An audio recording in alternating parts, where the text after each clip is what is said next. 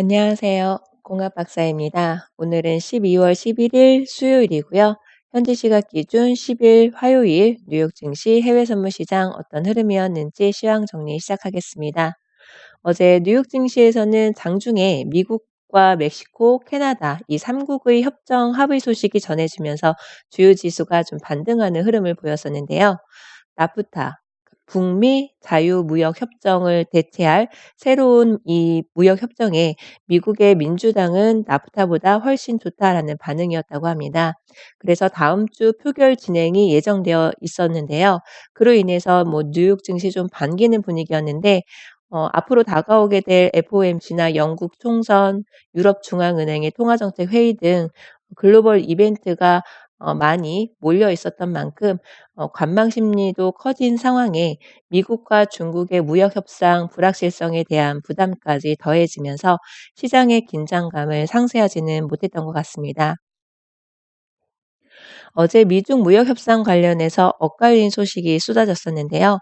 우선 월스트리트저널은 대중국 추가 관세가 연기될 가능성에 대한 보도가 나왔었습니다.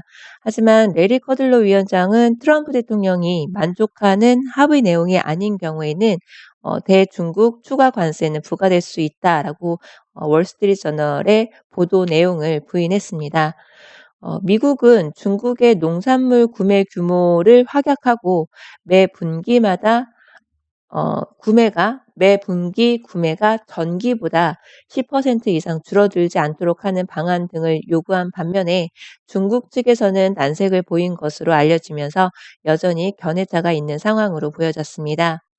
거기다가 미 의회에서는 중국산 전기버스와 철도 차량 구매를 막는 내용에 합의했다라는 소식도 전해졌는데요.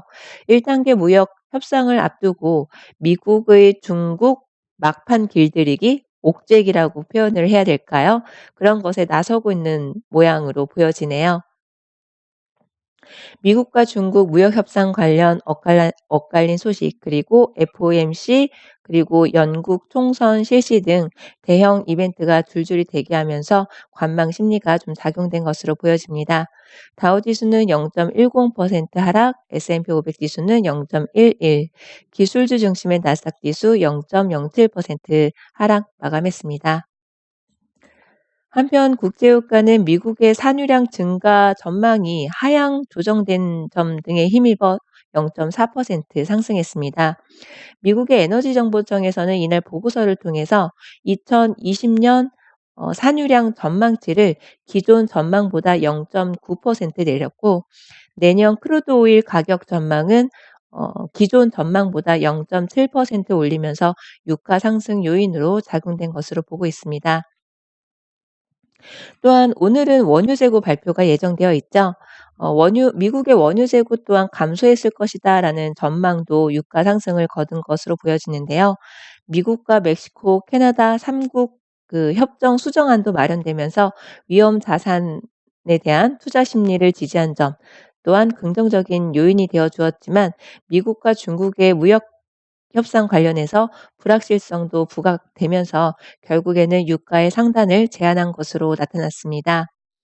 어제는 크루드 오일과 나스닥 지수 검증 영상을 공유 드렸습니다. 두 종목 모두 단타 정산으로 마무리를 했었는데요.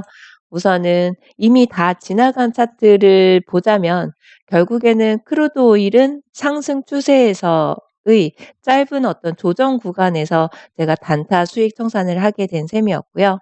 나스닥 지수를 보면은 어저께 진입한 시점을 보면 어제 고점이 839800이었었는데요.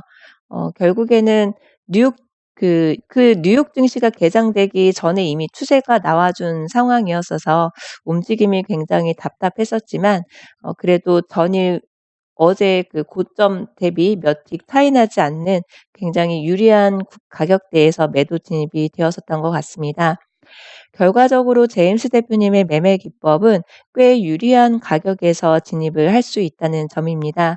고로 각각의 기법별로 충분한 진입 연습과 검증 과정을 거치시면 누구보다도 유리한 구간에서 진입을 할 수 있기 때문에 손실 구간을 넘나드는 그런 불안불안한 매매로부터 조금이나마 안정적인 트레이딩이 가능할 수 있게 된다는 것입니다.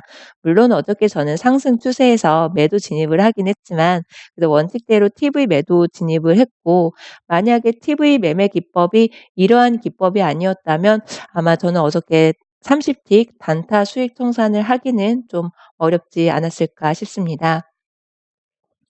제임스 대표님의 매매 기법은 글로벌 경제, 정치, 지리적 상황이 어떻든 간에, 혹은 차트에서 사용되는 RSI나 MACD, 오실레이터, 기타 등등 보조 지표를 분석해 가면서 진입 자리를 찾는 게 아니라 반복적으로 진입 자리를 연습하면서 항상 정해진 진입 자리만 기다리면 되는 것입니다.